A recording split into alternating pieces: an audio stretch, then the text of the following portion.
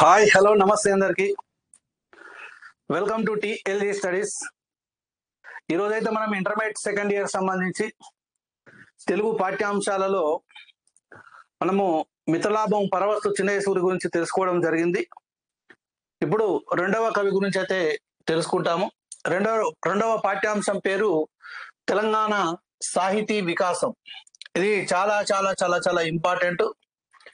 ఈ తెలంగాణ సాహితీ వికాసం పాఠ్యాంశం లోపల ఉన్నటువంటిది కూడా తెలుసుకోవాల్సినటువంటి అవసరం ఉన్నది. ఈ పాఠ్యాంశాన్ని రాసింది ఎవరు అనంటే డాక్టర్ దేవులపల్లి రామానుజరావు. మరి ఇక్కడ దేవులపల్లి రామానుజరావు గురించి చూసినట్లయితే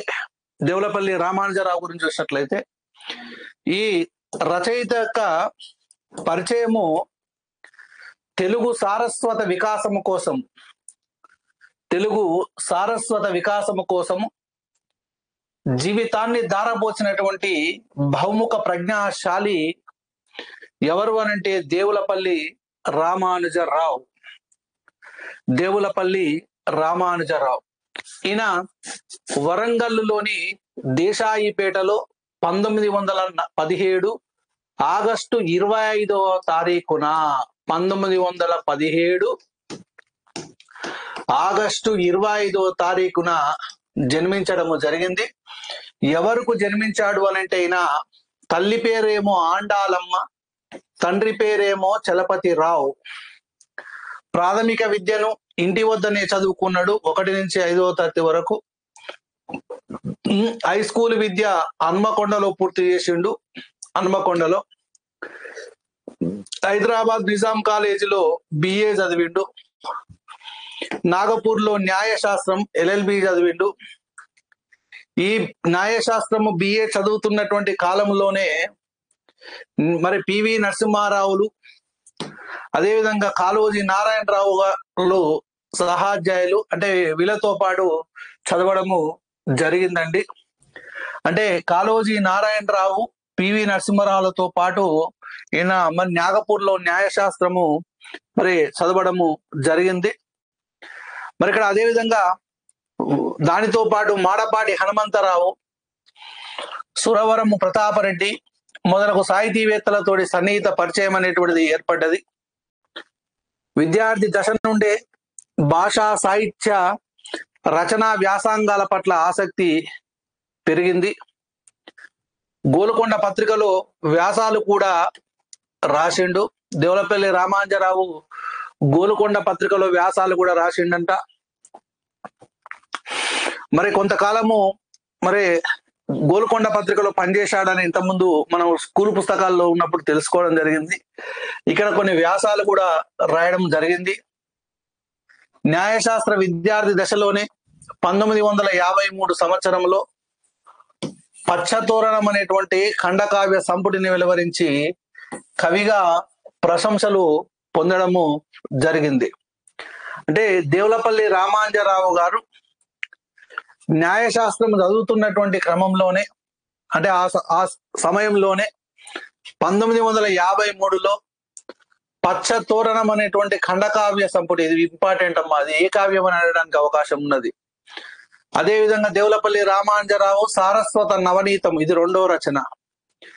పచ్చతోరణం, తెలుగు సీమలో సాంస్కృతిక పునరుజ్జీవనము 3, తెలంగాణలో జాతీయోద్యమాలు 4, నా రేడియో ప్రసంగాలు 5, ఉపన్యాస తోరణము 6, వేగు చుక్కలు 7, తెలుగు సాహితీ 8, 50 సంవత్సరాల జ్ఞాపకాలు 9, సాహిత్యోపన్యాసాలు 10, తలపుల దుమారం 11, పంచవర్ష ప్రణాళికలు 12, బంకించంద్ర చటర్జీ జీవితం 13, హైదరాబాద్ లో స్వాతంత్రోద్యమము 14. ఇవి 14 రచనలు. కానీ స్కూల్ పుస్తకాలలో ఇన్ని రచనలు ఉండవండి. ఇక్కడ మొత్తం 14 రచనలు ఇచ్చిండు. అంటే మరి ఇక్కడ స్కూల్ పుస్తకాల్లో కూడా దేవులపల్లి రామానుజరావు ఉన్నాడా అంటే ఉన్నాడు. గ్రామాలలోని వేడుకలు, క్రీడా వినోదాలు అనేటువంటి పాఠ్యాంశానికి సంబంధించి అక్కడ దేవులపల్లి రామానుజరావు నా రేడియో ప్రసంగాలు, అక్కడ ప్రక్రియ విషయానికి వచ్చినట్లయితే రేడియో ప్రసంగం. ఇక్కడ 14 రచనలు ఇక్కడ పరిచయం చేయడం జరిగింది చూడండి. ఇక్కడ ఇంటర్మీడియట్ సెకండ్ ఇయర్ లో పచ్చ తోరణము ఫస్ట్ ఖండకావ్య సంపుటి, తర్వాత సారస్వత నవనీతము, తెలుగు సీమలో సాంస్కృతిక పునరుజ్జీవనము, తెలంగాణలో జాతీయోద్యమాలు, నా రేడియో ప్రసంగాలు, ఉపన్యాస తోరణము, వేగు చుక్కలు, తెలుగు సాహితీ, 50 సంవత్సరాల జ్ఞాపకాలు. 50 సంవత్సరాల జ్ఞాపకాలు అనేటువంటిది ఈయన యొక్క స్వీయ చరిత్ర. అదే ఆత్మకథ. సాహిత్యోపన్యాసాలు, తలపుల దుమారము, పంచవర్ష ప్రణాళికలు, బంకిం చంద్ర చటర్జీ జీవితము, హైదరాబాద్ లో స్వాతంత్రోద్యమం మొదలగు వాటిని రచించాడు. మరి అదే విధంగా ఈయన వరంగల్ ప్రాంత వాసి కాబట్టి వరంగల్లోని శబ్దానుశాసన గ్రంథాలయానికి కార్యదర్శిగా కూడా పనిచేసిండు. అదే విధంగా 1946 సంవత్సరంలో శోభ అనేటువంటి సాహిత్య పత్రికను ఎక్కడి నుంచి తీసుకొచ్చిండు అని అంటే వరంగల్ నుంచి తీసుకురావడం జరిగింది. అడగొచ్చు, ఏ ప్రాంతానికి సంబంధించినటువంటి పత్రిక శోభ అనేటువంటి పత్రిక? 1946లో ఈ శోభ అనేటువంటి పత్రిక రావడం జరిగింది. ఇది మరి సాహిత్యానికి మాత్రమే సంబంధమైనటువంటి పత్రిక. ఇది శోభ అనేటువంటి పత్రిక. అది దేనికి సంబంధించింది అనుకుంటా, న్యూస్ అంటే వార్తలకు సంబంధించింది కాదు, ఇది సాహిత్యానికి సంబంధించినటువంటి పత్రిక. అదేవిధంగా గోలుకొండ పత్రికకు 15 సంవత్సరాల పాటు సంపాదకీయాలు రాసిండు. ఎన్ని సంవత్సరాలు సంపాదకీయాలు రాసిండు అని కూడా అడగొచ్చు. గోలుకొండ పత్రికకు దేవులపల్లి రామానుజరావు ఎన్ని సంవత్సరాల పాటు సంపాదకీయాలు రాసిండు అని అంటే 15 సంవత్సరాల పాటు రాసిండు. మరి ఇక్కడ దేవులపల్లి రామానుజరావు శబ్దానుశాసన అనేటువంటి పేరుతో ఉన్నటువంటి గ్రంథాలయానికి కార్యదర్శిగా కూడా పనిచేసిండు. ఇది కూడా ఇంపార్టెంట్ బిట్టే. శోభ అనేటువంటి పత్రిక ఏ సంవత్సరంలో వచ్చిందని అంటే 1946లో వచ్చింది. ఇంకా చూసినట్లయితే 1948లో ఆవిర్భవించినటువంటి ఆంధ్ర సారస్వత పరిషత్తుకు కార్యదర్శిగా పనిచేసిండు. అదేవిధంగా ఉపాధ్యక్షునిగా పనిచేసిండు. అదేవిధంగా అధ్యక్షునిగా బాధ్యతలను స్వీకరించి తెలుగు భాషా సాహిత్య వికాసానికి అంకితమై ఆ సంస్థకు మారుపేరుగా ప్రసిద్ధి చెందిండు. మీరు ఎప్పుడైనా ఆంధ్ర సారస్వత పరిషత్కి వెళ్ళినట్లయితే, ఎవరైనా వెళ్ళారా ఆంధ్ర సారస్వత పరిషత్? హ్యాబిట్స్ లోని బొగ్గులకుంటలో ఉంటుంది ఆంధ్ర సారస్వత పరిషత్. మరి ఆంధ్ర సారస్వత పరిషత్కి వెళ్ళినట్లయితే మనకు అక్కడ ఒకటి సమావేశ మందిరం ఒకటి కనపడుతుంది, ఆడిటోరియం. ఆ ఆడిటోరియం పేరేం పేరేనంటే దేవులపల్లి రామానుజరావు ఆ కళామందిరం అనేటువంటి పేరుతోటి అది ఉంటుంది. ఓకే, మరి ఇక్కడ ఈ ఆంధ్ర సారస్వత పరిషత్కు కార్యదర్శిగా పనిచేసిండు. అదేవిధంగా ఉపాధ్యక్షునిగా పనిచేసిండు. అదేవిధంగా అధ్యక్షునిగా బాధ్యతలు కూడా స్వీకరించిండు.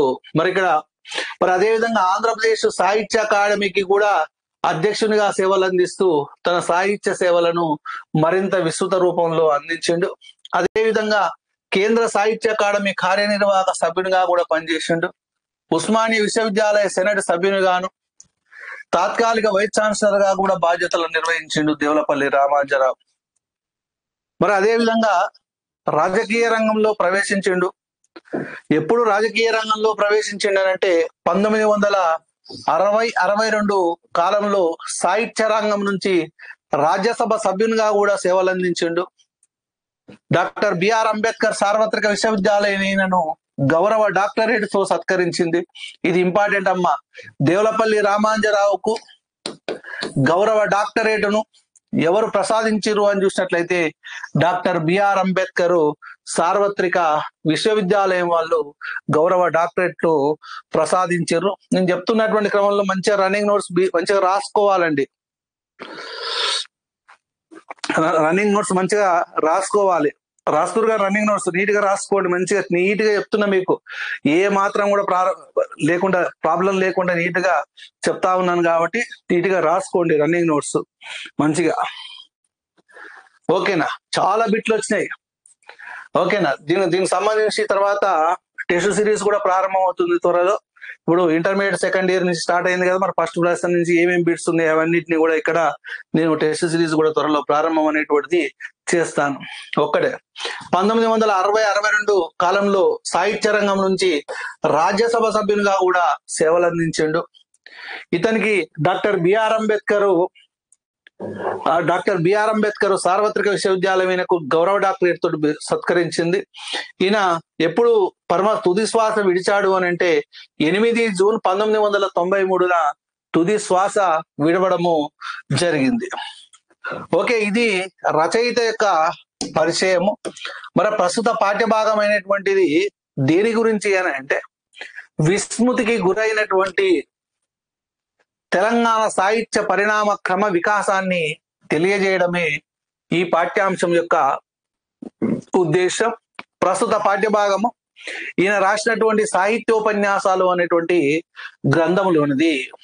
అంటే విస్మృతికి గురైంది, చాలా మంది తెలంగాణ సాహిత్యాన్ని మర్చిపోయిర్రు, అంటే మర్చిపోయేటట్టు చేసిర్రు. మరి ఎక్కడ కూడా తెలంగాణ సాహిత్యం గురించి ఎక్కడ కూడా చర్చించలేదు. మరి ఆ విస్మృతికి గురైనటువంటి తెలంగాణ సాహిత్య పరిణామక్రమ వికాసాన్ని, డెవలప్మెంట్ కు సంబంధించి తెలియజెప్పడమే పాఠ్యాంశం యొక్క ఉద్దేశము. మన ప్రస్తుత పాఠ్యభాగము సాహిత్యోపన్యాసాలు అనేటువంటి గ్రంథములోనిది ఈ తెలంగాణ సాహితీ వికాసం అనేటువంటి పాఠ్యభాగం. ఈయన గోల్కొండ పత్రికకు ఎన్ని సంవత్సరాల పాటు సంపాదకీయాలు రాసిండు చెప్పండి? గోల్కొండ పత్రికకు ఎన్ని సంవత్సరాల పాటు సంపాదకీయాలు రాసిండు చెప్పాలి. గోల్కొండ పత్రికకు ఎన్ని సంవత్సరాల పాటు సంపాదకీయాలు రాసిండు? 15 సంవత్సరాల పాటు సంపాదకీయాలు రాసిండు. మరి ఈయనకు ఏ విశ్వవిద్యాలయం వారు గౌరవ డాక్టరేటును ఇచ్చి సత్కరించిండ్రు అనంటే డాక్టర్ బిఆర్ అంబేద్కర్ సార్వత్రిక విశ్వవిద్యాలయం వాళ్ళు.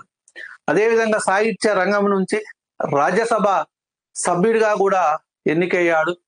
ఈయన 50 సంవత్సరాల జ్ఞాపకాలు అనేటువంటి స్వీయ చరిత్ర కూడా ఈయనకు ఉన్నది. మరి ప్రస్తుత పాఠ్యభాగమైనటువంటి తెలంగాణ సాహితీ వికాసం గురించి మనము చూద్దాం. తెలుగు సాహిత్య చరిత్రలో తెలంగాణ ప్రాంతానికి విశిష్టమైనటువంటి స్థానం అనేటువంటిది ఉన్నది. తెలంగాణ ప్రాంతానికి విశిష్టమైనటువంటి స్థానం ఉన్నది. మరి తెలుగు సాహిత్యములో ప్రశస్తమైనటువంటి గణితకెక్కినటువంటి గ్రంథాలు 3. అవి భారతము, భాగవతము, అదేవిధంగా రామాయణం. భారతము, భాగవతము, అదేవిధంగా రామాయణం. ఓకే, మరి ఇక్కడ ఈ మూడిటి గురించి చూసినట్లయితే ఏకశిలా నగరములోని గణపతి దేవుని యొక్క ఆస్థానములో తిక్కన భారత ఆవిష్కరణ జరిగినది. ఇది ఇంపార్టెంట్ బిట్ అమ్మ. ఏకశిలా నగరంలోని ఎవరి యొక్క ఆస్థానంలో తిక్కన యొక్క భారత ఆవిష్కరణ అంటే మహాభారత ఆవిష్కరణ జరిగింది అని అంటే గణపతి దేవుని యొక్క ఆస్థానంలో. ఇది ఇంపార్టెంట్ బిట్. తిక్కన యొక్క భారతం అనేటువంటిది తిక్కన యొక్క భారతం అనేటువంటిది ఎవరి యొక్క ఆస్థానంలో మరి ఆవిష్కరణ జరిగింది అని అంటే ఏకశిలా నగరంలోని గణపతి దేవుని యొక్క ఆస్థానంలో ఆవిష్కరణ జరిగింది. ఓకే, భాస్కర రామాయణము రాసినటువంటి భాస్కరుడు, అదేవిధంగా మల్లికార్జున భట్టు, కుమార రుద్రదేవుడు, అయ్యలార్యుడు, వీళ్ళు నలుగురు భాస్కర రామాయణ కవులండి. భాస్కర రామాయణ కవులు. ఓకే, ఈయననేమో మెయిన్ కవి, ఈయనని హులక్కి భాస్కరుడు అని అంటారు. ఈ హులక్కి భాస్కరుడు యొక్క శిష్యుడే కొడుకే మల్లికార్జున భట్టు. ఈయననేమో శిష్యుడు, ఈయననేమో మిత్రుడు. అందుకనే ఈ భాస్కర రామాయణాన్ని ఏమంటారు అని అంటే పుత్ర, శిష్య, మిత్ర సమేతంగా వచ్చినటువంటి రామాయణము అని అంటారు. భాస్కర రామాయణ కవులు ఎంతమంది అని కూడా అడుగుతాడు అప్పుడప్పుడు. 4. భాస్కర రామాయణ కవులు ఎంతమంది అని అంటే 4.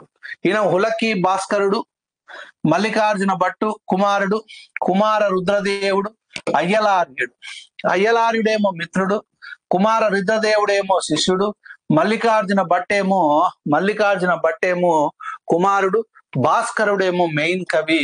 అడుగుతున్నాడు భాస్కర రామాయణ కవులు నలుగురు. ఈ నలుగురు కూడా ఎక్కడి వాళ్ళు అంటే తెలంగాణ ప్రాంతం వాళ్ళే. అంటే తిక్కన రాసినటువంటి భారత ఆవిష్కరణ మన ఏకశిలా నగరంలోనే జరిగింది. అంటే తెలంగాణ సాహిత్య వికాసం గురించి ఇక్కడ మనం తెలుసుకుంటున్నాము. అదేవిధంగా ఆంధ్ర మహాభాగవతం రాసినటువంటి పోతనామాత్యుడు తెలంగాణ ప్రాంతీయుడే. ఎవరెవరు తెలంగాణ, ఎక్కడెక్కడ ఏం జరిగింది, తెలంగాణలో సాహిత్యము వికాసం ఏ విధంగా జరిగింది, డెవలప్మెంట్ ఏ విధంగా జరిగింది అనేటువంటిది ఇక్కడ మనము చూస్తామండి. తెలంగాణలో సాహిత్య వికాసము ఏ విధంగా జరిగిందో చూస్తాము. అంటే పోతనామాత్యుడు తెలంగాణ వాడే. మారణ మార్కండేయ పురాణము ఈ ప్రాంతంలోనే రాసిండు. అంటే మారణ మార్కండేయ పురాణాన్ని తెలుగులో వచ్చినటువంటి తొలి పురాణమైనటువంటి మార్కండేయ పురాణము ఎక్కడ రాసిండు అని అంటే తెలంగాణ ప్రాంతంలోనే రాసిండు మారణ. ఇది ఇంపార్టెంట్ బిట్టే. మొట్టమొదటి అచ్చ తెలుగు కావ్యము యయాతి చరిత్ర. ఈ యయాతి చరిత్ర రచించినటువంటి పొన్నగంటి తెలంగాణ ఎక్కడి వాడు అని అంటే తెలంగాణ ప్రాంతం వాడే. ఎక్కడ మరి ఇక్కడ ఏ జిల్లా వాసి అని అంటే మెదకు జిల్లా పొట్లం చెరువు అని అంటే పటాన్ చెరువు నివాసి పొన్నగంటి తెలంగాణ. మరి ఇక్కడ చూడండి, తిక్కన భారత ఆవిష్కరణ తెలంగాణలోనే జరిగింది. భాస్కర రామాయణాన్ని రాసినటువంటి నలుగురు కవులు తెలంగాణ వాళ్ళే. ఆంధ్ర మహాభాగవతం రాసినటువంటి పోతనామాత్యుడు తెలంగాణ వాడే. ఇక్కడ ఏం చెప్పదలుచుకుంటున్నానంటే దేవులపల్లి రామాంజరావు గారు భారతానికి తెలంగాణతో సంబంధం ఉంది, భాగవతానికి తెలంగాణతో సంబంధం ఉన్నది, రామాయణానికి కూడా తెలంగాణతో సంబంధం ఉన్నది. అసలు తెలుగులో వచ్చినటువంటి తొలి రామాయణం గోనబుద్ధారెడ్డి కూడా తెలంగాణ వాడే. తెలంగాణ వాడే, అది మీరు గమనించాలి. ఓకే, మరి ఇక్కడ ఈ పొన్నగంటి తెలంగాణ ప్రాంతం వాడే. అదేవిధంగా సామాన్య ప్రజలకు అందుబాటులో ఉండునట్లు జాను తెలుగులో రచన గావించవలనని ప్రబోధించి బసవపురాణాన్ని రాసినటువంటి పాలకురికి సోమనాథుడు కూడా తెలంగాణ ప్రాంతీయుడే.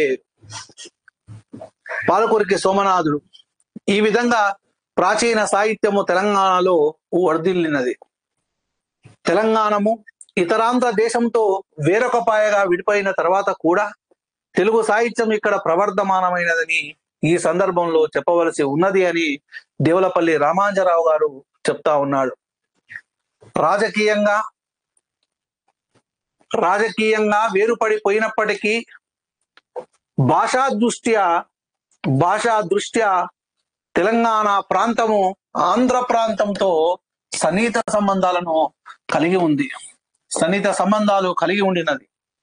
ఈ సంబంధాలు ఎన్నడూ తెగిపోలేదు. అంటే సాహిత్య సంబంధం అనేటువంటిది ఎన్నడూ తెగిపోలేదు. కావున తెలంగాణ ప్రాంతంలో తెలుగు పాండిత్యము లేదని,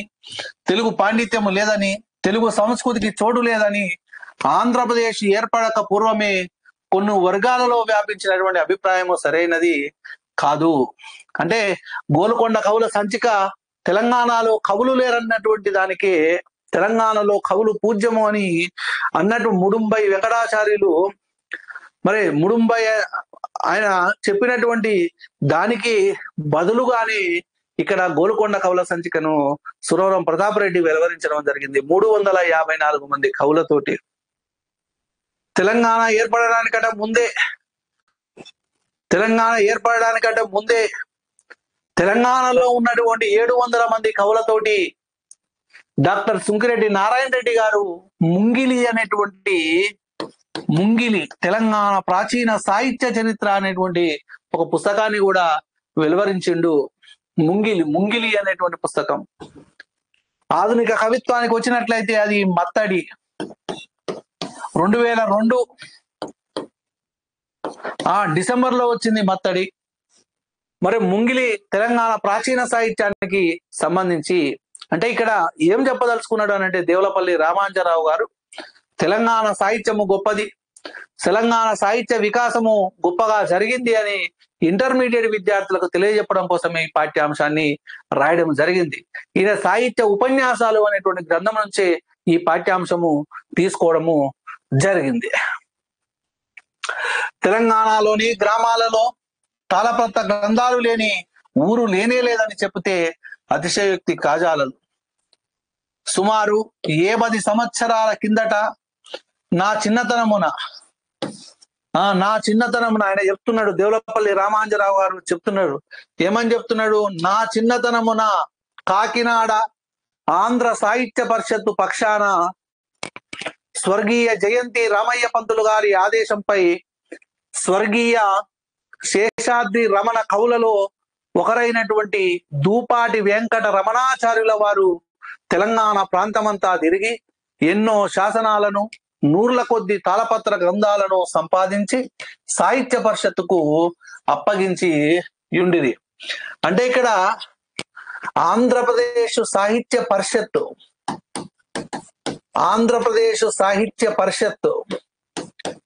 దీన్ని 1911లో జయంతి వెంకట రామయ్య పంతులు అప్పుడు చెన్నపట్నంలో ఏర్పాటు చేయడం జరిగింది.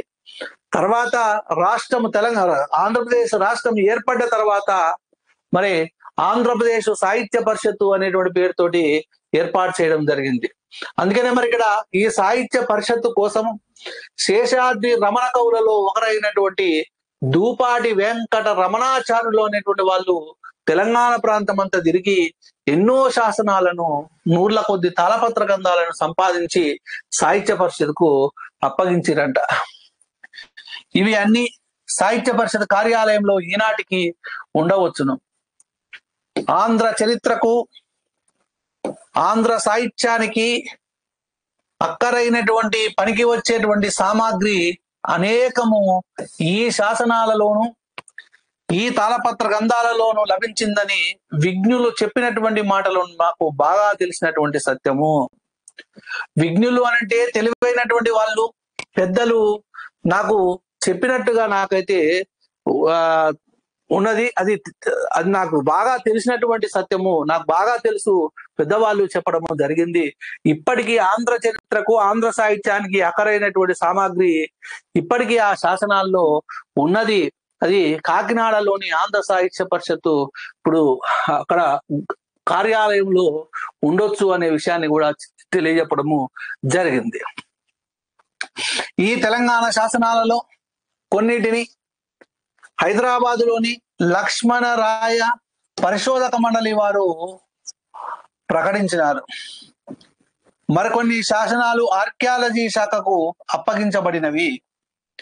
ఇందులో కొన్ని ప్రకటితమైనవి కూడా.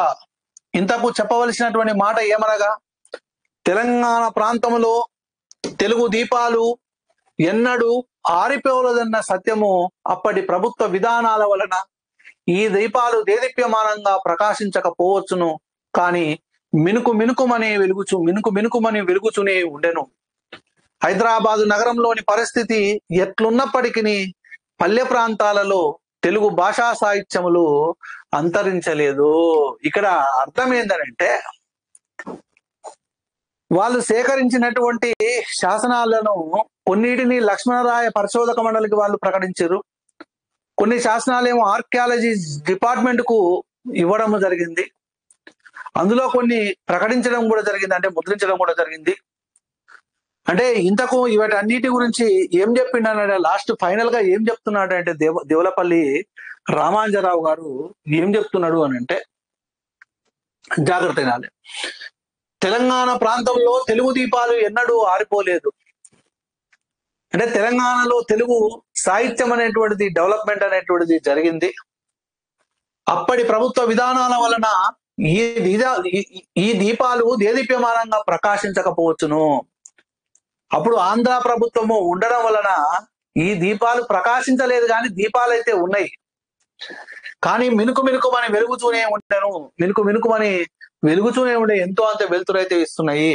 హైదరాబాదు నగరంలోని పరిస్థితి ఎట్లున్నప్పటికీ పల్లె ప్రాంతాల్లో తెలుగు భాషా సాహిత్యంలో అయితే అంతరించలేదు అనే విషయాన్ని ఇక్కడ తెలియజెప్పడం జరిగింది.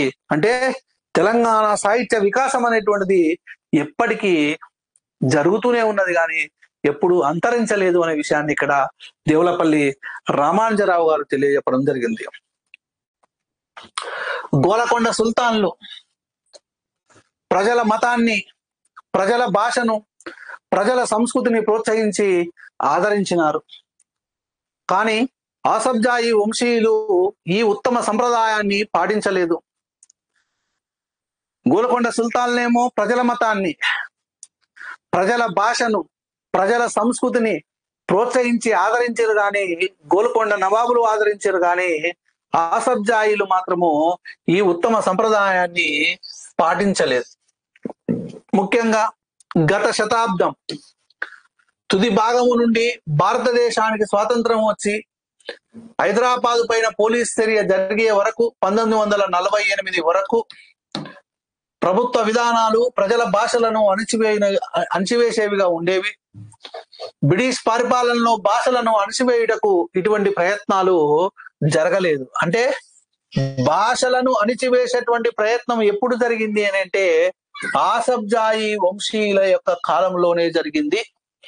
గోల్కొండ నవాబులు, గోల్కొండ సుల్తాన్లు ప్రజల యొక్క భాషను ప్రోత్సహించారు, ప్రజల యొక్క మతాన్ని ప్రోత్సహించారు.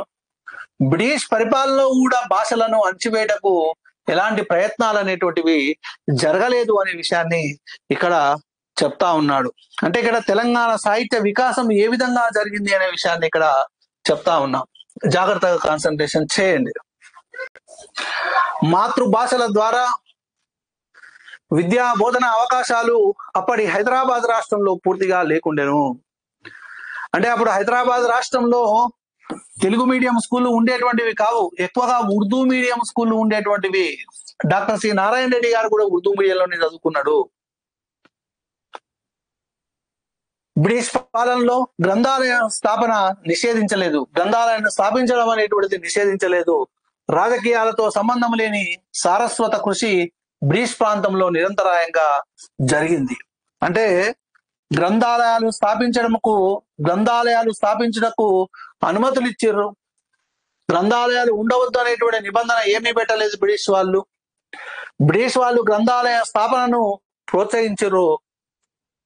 అంటే రాజకీయాలతో సంబంధం లేనటువంటి సారస్వత కృషి బ్రిటిష్ ప్రాంతంలో నిరంతరాయంగా జరిగింది అని చెప్తున్నాడు. సిపి బ్రౌన్ వంటి సివిలియన్ అధికారులు ప్రజల భాషల వికాసానికి కృషి చేసిరు. సిపి బ్రౌన్, వీరేశలింగం పంతులు మొదలైన వారి సారస్వత కృషికి ప్రభుత్వము ఆటంకాలు కలిగించలేదు బ్రిటిష్ ప్రభుత్వం. కానీ తెలంగాణ ప్రాంతంలో పరిస్థితి మరొక విధంగా ఉండినది. మాతృభాషల వికాసానికి గొడ్డలు పెట్టువంటి విధానాలను హైదరాబాద్ ప్రభుత్వము అమలు చేసింది. తెలుగు చదువుకోవడానికి అవకాశాలు లేకుండినవి. హైదరాబాద్ లో ఒక గ్రంథాలయాన్ని పెట్టుకోవడమే చాలా కష్టమైన పనిగా ఉండేది. కవి సమ్మేళనాలు, సారస్వత సభలను జరుపుకోవడం కూడా ప్రభుత్వానికి కంటగింపుగా ఉండేది. ఇందువలన ప్రజల్లో స్వతంత్ర భావాలు వ్యాప్తి చెంది రాజకీయంగా తన అస్తిత్వానికి భంగము కలగగలదని అప్పటి ప్రభుత్వము అభిప్రాయపడినది. ఆంధ్ర అనే పేరిట ఏ ఉద్యమము సాగినప్పటికీ ఆంధ్ర అనేటువంటి పేరిట ఏ ఉద్యమము సాగినప్పటికీ దానిని ప్రభుత్వము శత్రుభావంతో చూసినది. ఆంధ్ర అంటే తెలుగు, ఆంధ్ర అనే పదముతో ఉద్యమాలు నడిపితే తుదకు ఈ ఉద్యమాల ఫలితంగా తెలంగాణ ఆంధ్ర ప్రాంతంతో కలిసిపోయే ప్రమాదం వాటిల్లగలదని అప్పటి ప్రభుత్వము అభిప్రాయపడినట్లు ప్రామాణికమైనటువంటి ఆధారాలు కూడా ఉన్నాయి. అందుచేత సారస్వత కృషి కూడా ఆ రోజులలో రాజకీయ కృషి వలె ప్రచన్నంగా జరగవలసిన అవసరం ఏర్పడింది. ఈ పరిస్థితిని వాగ్బంధన శాసన పైశాచిక తాండవమని స్వర్గీయ సురవరము ప్రతాపరెడ్డి గారు ఒకవారు వర్ణించి ఉండిరి. ఇది ఇంపార్టెంట్ బిట్.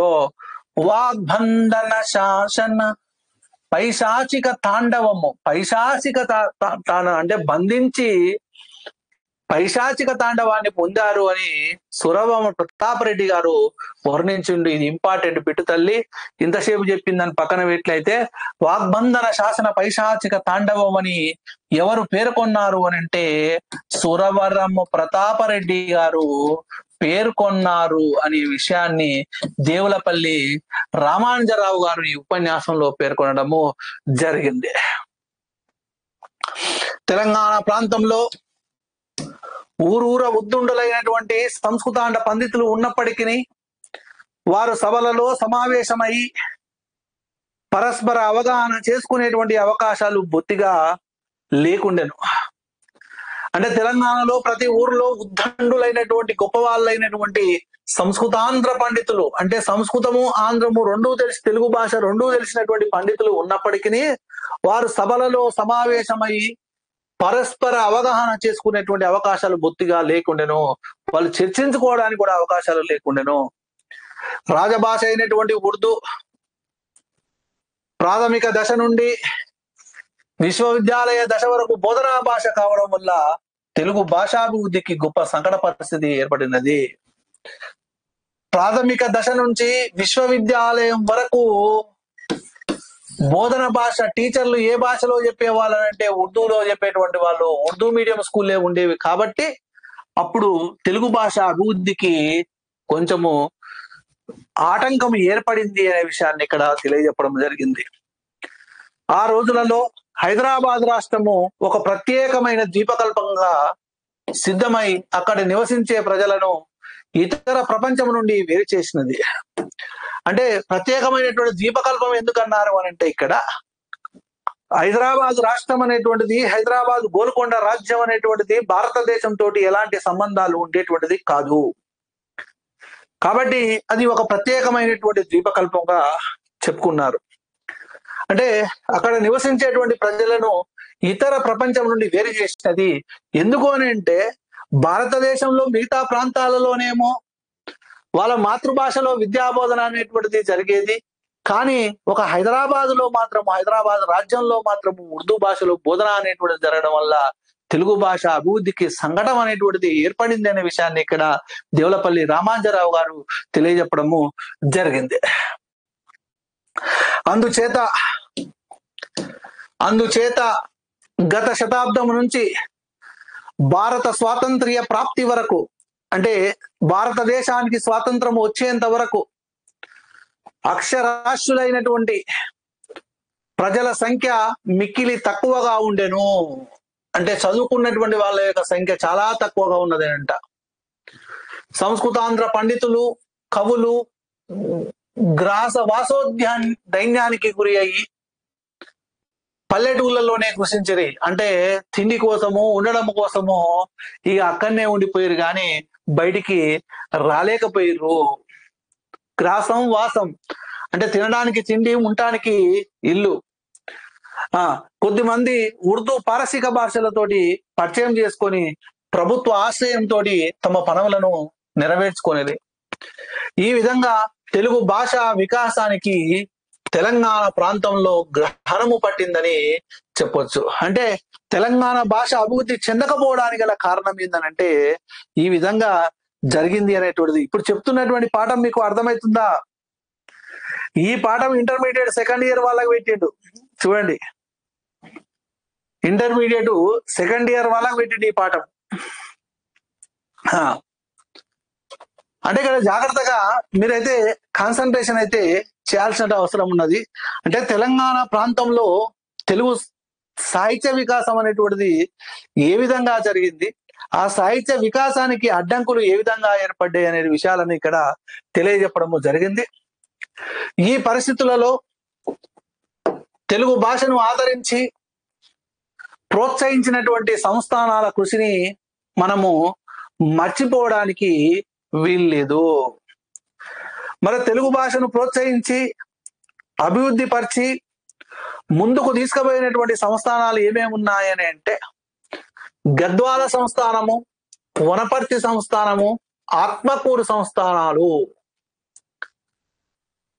అంటే తెలుగు భాషను ఆదరించి తెలుగు భాషను ప్రోత్సహించినటువంటి సంస్థానాలు గద్వాల సంస్థానము, వనపర్తి సంస్థానము, ఆత్మకూరు సంస్థానం.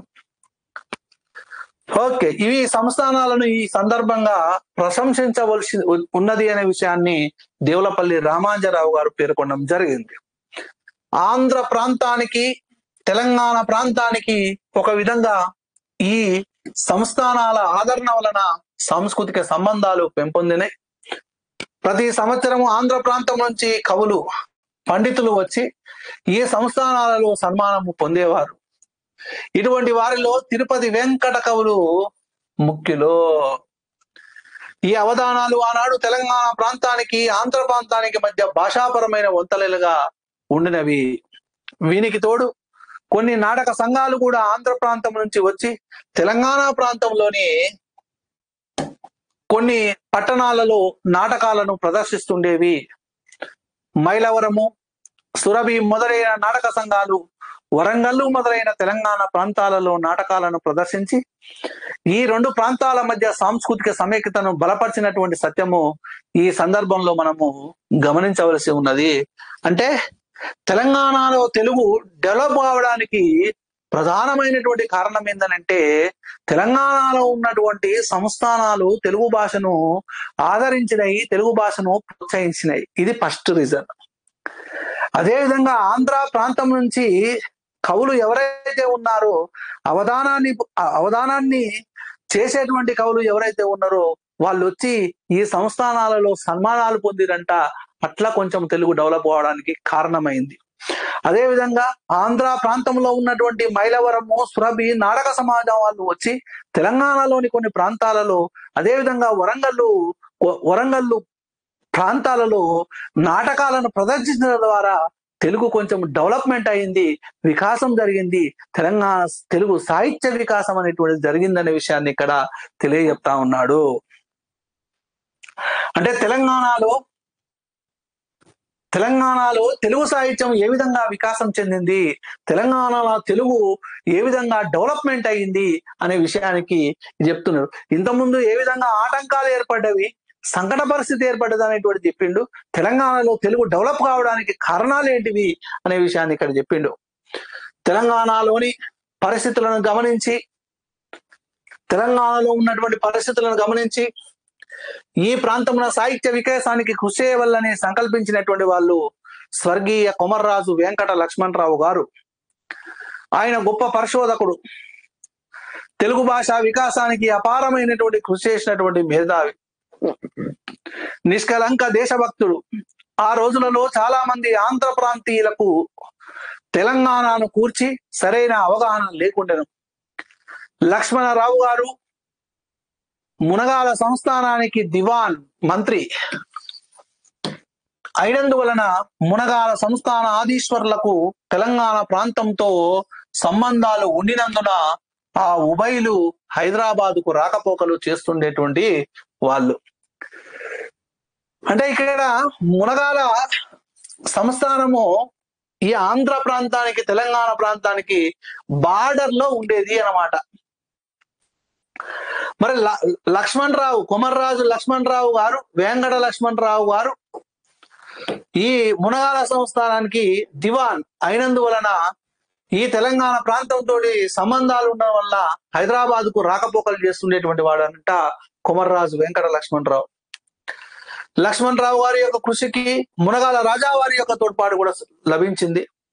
ఈ విధంగా 1900 సంవత్సరమున శ్రీకృష్ణ దేవరాయాంధ్ర భాషా నిలయము స్థాపించబడింది. ఇది ఇంపార్టెంట్ బిట్ అమ్మా.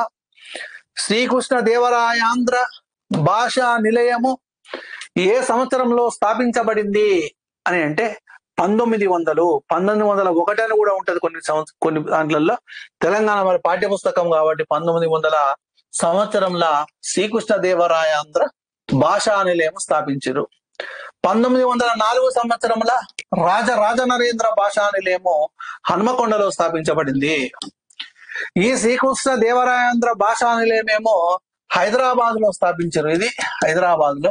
ఈ హైదరాబాద్ లో కూడా ఎక్కడ ఉంటుందో తెలుసా, ఇది కోటి ఉంది కదా, కోటి నుంచి మనము కోటి ఉమెన్స్ కాలేజ్ ముందుల స్టాప్ ఉంటది బస్. ఇది ఒక ఆ సిగ్నల్ ఉంటది కదా, అక్కడి నుంచి మనము కాచిగూడ పోయే రూట్ లో ఆ 3వ నెంబర్ బస్ స్టాప్ తర్వాత ఉన్నటువంటిది శ్రీకృష్ణ దేవరాయాంధ్ర భాషా నిలయము పక్కకు ఉంటది, లెఫ్ట్ సైడ్ లో ఉంటది. 3వ నెంబర్ బస్ స్టాప్ పక్కకే పెద్ద బిల్డింగు, అదే శ్రీకృష్ణ దేవరాయాంధ్ర భాషా నిలయము. అది 1900 సంవత్సరంలో స్థాపించడం జరిగింది. అదేవిధంగా 1944వ సంవత్సరంలో రాజరాజ నరేంద్ర భాషా నిలయం అనేటువంటిది హన్మకొండలో స్థాపించడము జరిగింది. తర్వాత మరికొన్ని సంవత్సరాలకు వరంగల్లో శాసనాంధ్ర భాషా నిలయం స్థాపితమైంది. వరంగల్లో శాసనాంధ్ర భాషా నిలయం స్థాపితమైంది. లక్ష్మణ్ రావు గారి యొక్క విజ్ఞాన చంద్రిక గ్రంథ మండలి కూడా 1900 సంవత్సరంలో హైదరాబాద్ లో స్థాపించమైంది. అంటే ఇక్కడ లక్ష్మణరావు గారి విజ్ఞాన చంద్రిక గ్రంథ మండలి ఇది ఏ సంవత్సరంలో? 1900 సంవత్సరంలో. ఏ ప్రాంతంలో? హైదరాబాద్ లో. శ్రీకృష్ణ దేవరాయాంధ్ర భాషా నిలయం 1900లో, ఇది హైదరాబాదు. 1904లో రాజరాజేంద్ర భాషా నిలయము, ఇది వరంగల్లో, అంటే వరంగల్ అంటే హనుమకొండలో. తర్వాత కొన్ని రోజులకు విజ్ఞాన చంద్రిక గ్రంథ మండలి కూడా హైదరాబాద్ లోనే స్థాపించిండు లక్ష్మణ్ రావు గారు, అది 1900 సంవత్సరంలోనే. రైట్. అదే విధంగా కుమర్రాజు వెంకట లక్ష్మణరావు గారు, రావిచెట్టు రంగారావు గారు, మునగాల రాజా గారి తోడ్పాటుతోటి తెలంగాణ ప్రాంతంలో సాహిత్య వికాసానికి, సాంస్కృతిక చైతన్యానికి గట్టి పునాదులను నిర్మించారు. అంటే తెలంగాణలో సాహిత్య వికాసం ఏ విధంగా జరిగింది? సంస్థానాల యొక్క కృషి అని అన్నాడు. వనపర్తి సంస్థానము, గద్వాల సంస్థానము, ఆత్మకూరు సంస్థానము ఇదొకటి. తర్వాత కవుల యొక్క కవి సమ్మేళనాలు ఇదొకటి. నాటక సమాజం వాళ్ళు ఇదొకటి. కొమర్రాజు లక్ష్మణరావు గారి యొక్క సాహిత్య సేవ, సాంస్కృతిక సేవ, అదేవిధంగా శ్రీకృష్ణ దేవరాయాంధ్ర భాషా నిలయము, రాజరాజ నరేంద్ర భాషా నిలయము, విజ్ఞాన చంద్రిక గ్రంథికా మండలి, గ్రంథ మండలి, ఇవన్నీ స్థాపించడం ద్వారా తెలంగాణలో సాహిత్య వికాసానికి పునాది పడ్డది అనే విషయాన్ని ఇక్కడ దేవులపల్లి రామాంజరావు గారు చెప్పడము జరిగింది. ఓకేనా? తర్వాత క్రమక్రమంగా తెలంగాణలో అనేక గ్రంథాలయాలు స్థాపితమై సాహిత్య సభలు జరిగి కవి పండితులను మేల్కొల్పి తెలుగు భాషాభివృద్ధికి కృషి చేయడం జరిగింది. ఈ కృషికి లక్ష్మణ్ రావు గారి అడుగుజాడలలో వారి ప్రోత్సాహంతో నాయకత్వం వహించిన వారు మాడపాటి హనుమంతరావు గారు, సురవరము ప్రతాపరెడ్డి గారు, ఆదిరాజు వీరభద్రరావు గారు. తెలంగాణలో తెలుగు వారిని మేలుకొల్పినటువంటి గౌరవము ఈ మహనీయులకు ఇవ్వవలసి ఉన్నది. కుమర్రాజు లక్ష్మణ్ రావు గారి తర్వాత తెలంగాణలో తెలుగు సాహిత్యము వికాసము చెందడానికి తోడ్పడినటువంటి వాళ్ళలో ముఖ్యులు మాడపాటి హనుమంతరావు గారు, సురవరము ప్రతాపరెడ్డి గారు, ఆదిరాజు వీరభద్రరావు గారు. వీళ్ళే తెలంగాణలో ఉన్నటువంటి తెలుగు వారిని మేల్కొల్పారు. మొత్తం మీద ఉర్దూ, పారసీ భాషల ప్రభావానికి లోనై తన మాతృభాషకు అంత ప్రాధాన్యం ఇయ్యనటువంటి పరిస్థితి ఆనాటి తెలంగాణలో కనిపించినది. ఈ సందర్భంలో పైన పేర్కొన్నటువంటి ముగ్గురు మహనీయుల మార్గదర్శకత్వంలో, ఎవరెవరు ఆ ముగ్గురు మహనీయులు? మాడపాటి హనుమంతరావు, సురవరము ప్రతాపరెడ్డి. మాడపాటి హనుమంతరావు, సురవరము ప్రతాపరెడ్డి, ఆదిరాజు వీరభద్రరావు. చూడండి ఎంత అసలు. ఒకటి గుర్తుపెట్టుకోండి, అమాస అని గుర్తుపెట్టుకోండి. అమాస అంటే ఆ అంటే ఆదిరాజు వీరభద్రరావు, మా అంటే మాడపాటి హనుమంతరావు గారు, సు అంటే సురవరం ప్రతాప్ రెడ్డి. అంటే అమాచ చీకట్లను పాలదోడి పున్నమి వెలుగులను తీసుకొచ్చినటువంటి వాళ్ళు తెలంగాణలో ఈ అమాస కవులని అనుకోవచ్చు. అమాస అని అంటే ఆదిరాజు వీరభద్రరావు గారు, మాడపాటి హనుమంతరావు గారు, సురవరము ప్రతాపరెడ్డి గారు, వీళ్ళు ఈ ముగ్గురు మహనీయుల వల్ల తెలంగాణలో తెలుగు సాహిత్యం అనేటువంటిది బీజాలు పడ్డది అనే విషయాన్ని ఇక్కడ చెప్పుకోవచ్చు. ఉర్దూ పారసీ భాషల యొక్క ప్రభావానికి లోనైనటువంటి తెలుగు భాషను మరి మాతృభాషకు అంత ప్రాధాన్యమైనటువంటి పరిస్థితి నుంచి ఈ ముగ్గురు మహనీయుల యొక్క మార్గదర్శనంలో తర్వాత ఏం జరిగింది అని అంటే, ఈ సందర్భంలో పైన పేర్కొన్నటువంటి ముగ్గురు మహనీయుల యొక్క మార్గదర్శకత్వంలో గ్రంథాలయాలు ఏర్పడ్డాయి. గ్రంథాలయాలు స్థాపించారు వీళ్ళు. అదేవిధంగా పత్రికలు ఏర్పాటు చేశారు, గ్రంథాలయాలు స్థాపించారు, పత్రికలు, గ్రంథమాలలు, దేశోద్ధారక గ్రంథమాల, ఒటికోట ఆల్వారు స్వామి, గోలకొండ పత్రిక, గ్రంథాలయాలు స్థాపించి తెలంగాణను మేల్కొల్పడం జరిగింది. ఈ విధంగా యువకులు ముందంజ వేసి సాహిత్య వికాసానికి కంకణబద్దులయ్యారు. తెలంగాణ సాహిత్య రంగంలో నవయుగోదయమైనది శ్రీకృష్ణదేవరాయాంధ్ర భాషానిలయాన్ని స్థాపించినటువంటి 1900 సంవత్సరము నుండి ఈ నవయుగము ప్రారంభమై 1948 సెప్టెంబర్లో జరిగినటువంటి పోలీసు చర్య వరకు ఈ కొనసాగిందని చెప్పవచ్చు. అదేవిధంగా చరిత్ర పరిశోధన, భాషా పరిశోధన, విజ్ఞాన వాంగ్మయ అభివృద్ధి, వచన వాంగ్మయ ప్రగతి, లక్ష్మణరావు గారి ఆశయాలు, ఈ ఆశయాలకు అనుగుణంగా వారు తమ అనుయాయులను తీర్చిదిద్దినారు. మాడపాడి హనుమంతరావు గారి పైన లక్ష్మణరావు గారి యొక్క ప్రభావము స్పష్టంగా గోచరిస్తున్నది. ఆదిరాజు వీరభద్రరావు గారు లక్ష్మణరావు గారి యొక్క శిక్షణలో పెరిగినవారు. సురవరం ప్రతాప్ రెడ్డి గారు లక్ష్మణరావు గారిని తమ మార్గదర్శకులుగా అభిమానించినారు. అందుచేత ఈ ముగ్గురు ఆధునిక యుగంలో తెలంగాణ సాహిత్యాభివృద్ధికి లక్ష్మణరావు గారి యొక్క అడుగుజాడల్లో కృషి చేశారు. మాడపాడి హనుమంతరావు గారు ఇంగ్లీషు, ఉర్దూ, ఫారసీ, తెలుగు భాషల్లో ప్రవీణులై మహారాష్ట్రము, హిందీ, సంస్కృత భాషలతో తగినంత పరిచయము కలిగినవాడు. ఉర్దూలో మంచి రచయిత కూడా మాడపాటి హనుమంతరావు గారు. ఉర్దూలో మంచి రచయిత అంటే మాడపాటి హనుమంతరావు గారు. చూడండి, మాడపాటి హనుమంతరావు గారు ముషీర్ దక్కన్ అనేటువంటి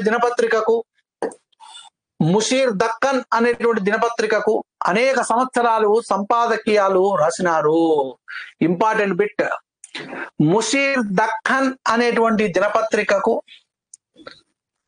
అనేక సంవత్సరాలు సంపాదకీయాలు రాసినటువంటి వ్యక్తి ఎవరు అని అడగొచ్చు పెట్టు, మాడపాటి హనుమంతరావు. తెలుగులో సరళమైనటువంటి వచన రచన కూడా చేయగలిగినటువంటి ప్రవీణుడు మాడపాటి హనుమంతరావు. క్షాత్రకాలపు హింద్వారీలు అనే గ్రంథాన్ని ఆయన మహారాష్ట్ర నుంచి, మరాఠీ నుంచి తెలుగులోకి అనువాదం చేసిండు. తెలుగు భాషలో మొట్టమొదటి కథానిక రచయితలలో హనుమంతరావు గారిని పేర్కొనవలసి ఉన్నది. స్వయంగా మంచి కథలను వ్రాయడమే కాక మున్షీ ప్రేమ్చంద్ కథలను మొట్టమొదటిసారిగా అనువదించి తెలుగు వారికి పరిచయం చేసినటువంటి గౌరవము మాడపాటి హనుమంతరావు గారికి దక్కుతున్నది. మాడపాటి హనుమంతరావు గురించి మొత్తం ఇక్కడ చెప్తున్నది చూడండి.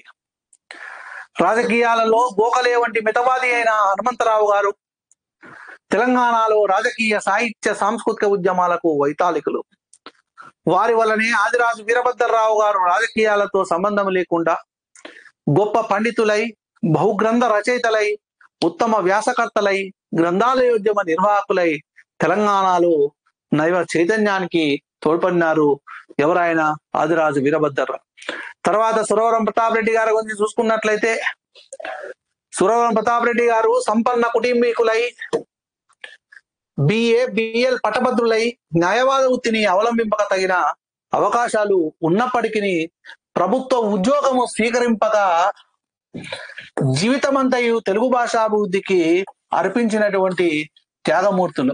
ఒకటి ఏంటంటే, ఇక్కడ మనము సురవరం ప్రతాప్ రెడ్డి గురించి, బిడదరాజు రామరాజు గురించి మన ఇద్దరు గురించి తెలుసుకోవాల్సిన అవసరం ఉన్నది. సురవరం ప్రతాప్ రెడ్డికి ప్రభుత్వ ఉద్యోగం వస్తుంది. ప్రభుత్వ ఉద్యోగం వస్తే ఒక ఉద్యోగానికి మాత్రమే పరిమితం అవుతాం.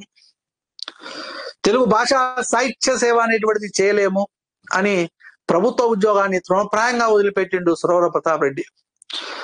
అదేవిధంగా బిడదరాజు రామరాజు జిల్లా పంచాయతీ ఆఫీసర్ గ్రూప్ 1 స్థాయి ఉద్యోగం వస్తే కూడా సురవరం ప్రతాప్ రెడ్డి దగ్గర పోయి అడిగిండు, మరి ఉద్యోగం చేయాలన్నా, భాషా సేవ చేయాలన్నా, సాహిత్య సేవ చేయాలని అంటే ఉద్యోగం చేస్తే నువ్వు ఒక జిల్లాకు మాత్రమే పరిమితం అయితే కానీ ఎవరు నిన్ను గుర్తించరు, సాహిత్య సేవ చేస్తే మరి సుఖవి జీవించు ప్రజల నాలుగయ్యేందు అన్నట్టుగా ఒక విమర్శకుడు, ఒక సాహిత్య పరిశోధకుడు ఇప్పటికీ మనం బిడదరాజు రామరాజుని మనము జ్ఞాపకం తెచ్చుకుంటూనే ఉంటున్నాము.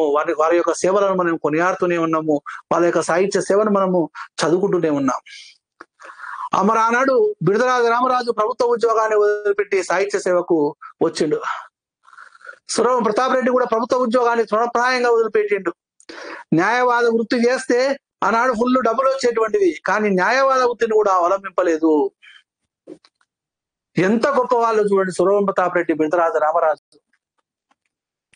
మరి ఇక్కడ తెలుగు భాషాభివృద్ధికి అర్పించినటువంటి త్యాగమూర్తులు ఈ ముగ్గురు: మాడపాటి హనుమంతరావు గారు, ఆదిరాజు వీరభద్రరావు గారు, సురవరం ప్రతాప్ రెడ్డి గారు. ఈ ముగ్గురు నేను చెప్తున్నాను, ఆదిరాజు వీరభద్రరావు, మాడపాటి హనుమంతరావు గారు, సురవరము ప్రతాపరెడ్డి, ఈ ముగ్గురు కవులు. అమాస కవులను గుర్తుపెట్టుకోండి. తెలంగాణలో ఉన్నటువంటి చీకటిని పాలదోలి వెలుగును నింపినటువంటి వ్యక్తులు ఈ ముగ్గురు. బహుభాషావేత్తలు, అనేకమైనటువంటి భాషలు వస్తాయి, అనేకమైనటువంటి గ్రంథాలు రాసిరు, ఫస్ట్ క్లాస్ పరిశోధకులు, నిర్భయంగా పత్రిక నడిపినటువంటి సంపాదకులు. గోల్కొండ పత్రిక ద్వారా తెలంగాణ ప్రజలను అన్ని రంగాల్లో మేలుకొల్పారు. గోల్కొండ పత్రికలో వీళ్ళు రాసినటువంటి సంపాదకీయాలు అనేక విషయాలకు సంబంధించినటువంటి విజ్ఞాన నిక్షేపాలు. రామాయణ రహస్యాలు, హిందువుల పండుగలు, ఆంధ్రుల సాంఘిక చరిత్ర మొదలైనటువంటి గొప్ప పరిశోధనాత్మకమైనటువంటి గ్రంథాలను వీరు రాసినారు. అనేక గ్రంథాలు. రామాయణ రహస్యాలనంట సురవరం ప్రతాప్ రెడ్డిది. హిందువుల పండుగలు అంటే 55 హిందువుల యొక్క పండుగలు తీసుకొని ఒక గ్రంథం రాస్తాడు. రామాయణ రహస్యాలు అంటే వాల్మీకి రామాయణం మీద. ఆంధ్రుల సాంఘిక చరిత్ర, దీనికి 1955లో కేంద్ర సాహిత్య అకాడమీ పురస్కారం అనేటువంటిది లభిస్తుంది. తెలుగులో మొట్టమొదటి కేంద్ర సాహిత్య అకాడమీ పురస్కారం దేనికి వచ్చిందని అంటే ఆంధ్రుల సాంఘిక చరిత్రకి వచ్చింది. అది సురవరం ప్రతాప్ రెడ్డిది. మరి ఈ ఆంధ్ర సాంఘిక చరిత్ర మొదలైనటువంటి గొప్ప పరిశోధనాత్మకమైన గ్రంథాలను రాసిరు. వీరు కవులు, కథకులు, కథలు రాసిరు, విమర్శకులు, వ్యాసకర్తలు, బహుముఖ ప్రతిభా సంపన్నులు. వారు రాసినటువంటి కొన్ని చిన్న కథలు నిరీక్షణము వంటివి కథానిక వాంగ్మయంలో ప్రథమ శ్రేణికి చెందిన నిరీక్షణం అంట. తెలంగాణను ఆధునిక యుగానికి అనుగుణంగా చైతన్యవంతం చేసినటువంటి మరికొన్ని సంస్థలను కూడా ఈ సందర్భంలో పేర్కొనవలసి ఉన్నది. అందులో ప్రత్యేకంగా 2 పత్రికలను గురించి మొట్టమొదట ప్రస్తావించవలసి ఉన్నది. తెలంగాణలోని మొదటి పత్రిక హితబోధిని. ఇది ఇంపార్టెంట్ బిట్ తల్లు. తెలంగాణలోని మొట్టమొదటి పత్రిక హితబోధిని. బడారు శ్రీనివాస శర్మ దీనికి సంపాదకుడు. 1818 సంవత్సరంలో స్థాపించబడి 1 సంవత్సరం మాత్రమే నడిచింది ఈ తెలంగాణలోని మొట్టమొదటి పత్రిక. తర్వాత 1920 సంవత్సరమున 2 పత్రికలు ఇంచుమించుగా ఒకే పర్యాయం ప్రారంభమైనవి. ఒకటి తెలుగు పత్రిక. ఇది వరంగల్ జిల్లా ఇనుగోర్తి నుంచి వెలువడి 5 ఏళ్లు నడిచింది. రెండవది ఒకటి తెలుగు పత్రిక, నాడు తెలుగు పత్రిక. తెలుగు పత్రిక వేరు, తెలుగు పత్రిక వేరు. రెండవది నీలగిరి పత్రిక. ఈ నీలగిరి పత్రికకి ఎక్కడి నుంచి వచ్చిందనంటే నల్లగొండ నుంచి వచ్చింది. ఇంకొకటి వరంగల్ జిల్లా అని అంటే ఓ పాట ఉండేది. మా జిల్లా పేరు చెబుతేనే జల్లు మరాలే, ఆంధ్రోని గుండెల్లో గుబులు పుట్టాలే. మా జిల్లా పేరు చెబితేనే జల్లు మనాలి, ఆంధ్రోని గుండెల్లో గుబులు పుట్టాలి అని తెలంగాణ ఉద్యమ సమయంలో వరంగల్ జిల్లా మీద పాట వచ్చింది. నల్లగొండ జిల్లా విప్లవాల కిల్లా ఏమని పాడాలి నేను ఈ పాట, ఈ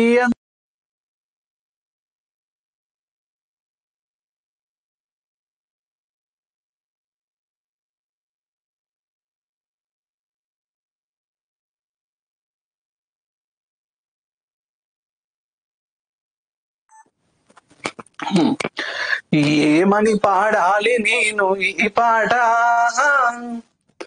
ఈ ఎంతని చెప్పాలి.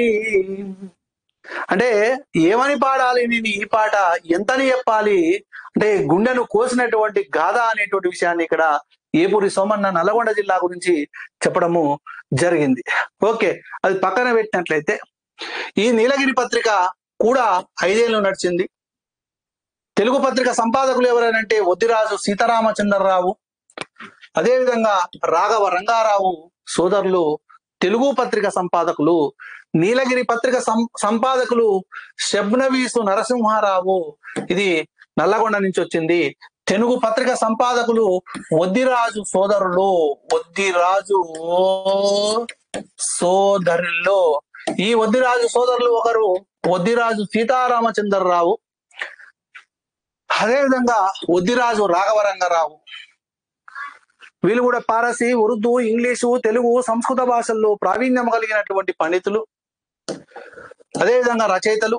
షబ్నవీసు నరసింహారావు గారు ఉర్దూ, తెలుగు భాషలలో ప్రవీణులు. ఈ 2 పత్రికలు వాంగ్మయ ప్రచారానికి, రచయితలకు, జాతీయోద్యమానికి చేయూతనిచ్చి చేసినటువంటి కృషి చారిత్రాత్మకమైనది. దీని తర్వాత 1925 సంవత్సరంలో గోల్కొండ పత్రిక అర్ధవార పత్రికగా ప్రారంభమైంది. 1925వ సంవత్సరంలో గోల్కొండ పత్రిక అర్ధవార పత్రిక, అంటే వారం మధ్యలో వచ్చేటువంటిది అనమాట. తర్వాత ఈ పత్రిక 1947లో దినపత్రిక సుమారు 20 సంవత్సరాలు నడిచింది గోల్కొండ పత్రిక. తెలంగాణను ప్రబుద్ధం చేయడంలో గోల్కొండ పత్రిక చేసినటువంటి కృషి చారిత్రాత్మకమైనది. సురవరం ప్రతాప్ రెడ్డి గారు ఈ పత్రిక సంపాదకులుగా లభించడం వల్ల దేశాభ్యుదయానికి, భాషాభివృద్ధికి అపారమైనటువంటి మేలు కలిగినది. ఈ విధంగా తెలంగాణ రచనా రంగంలో నూతన యుగము ప్రారంభమైనది. రైట్.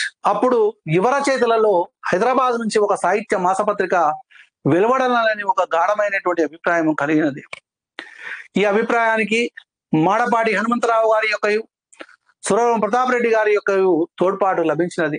తత్ఫలితంగా సుజాత అనేటువంటి మాసపత్రిక శ్రీ పిఎన్ శర్మ గారి సంపాదకత్వమున, ఇంపార్టెంట్ బిట్, సుజాత అనేటువంటి మాసపత్రిక శ్రీ పిఎన్ శర్మ గారి సంపాదకత్వమున వెలువడి కొన్ని సంవత్సరాలు నడిచింది. ఈ పత్రికలో విమర్శనాత్మకమైనటువంటి వ్యాసాలు, కథలు, కవితలు, విజ్ఞాన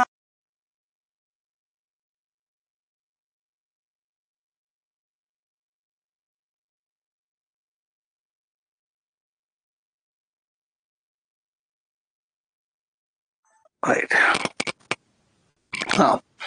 ఇది ఊకంటే అయిపోతుంది, వేడికి బాగా అదైతున్నది. ఓకే, అది రేపు తెలుసుకుందాం. ఇక మిగతాది రేపు తెలుసుకుందాం. ఓకే, మిగతా పాఠాల గురించి రేపటి క్లాస్లో చూద్దాం. ఓకేనా? రైట్.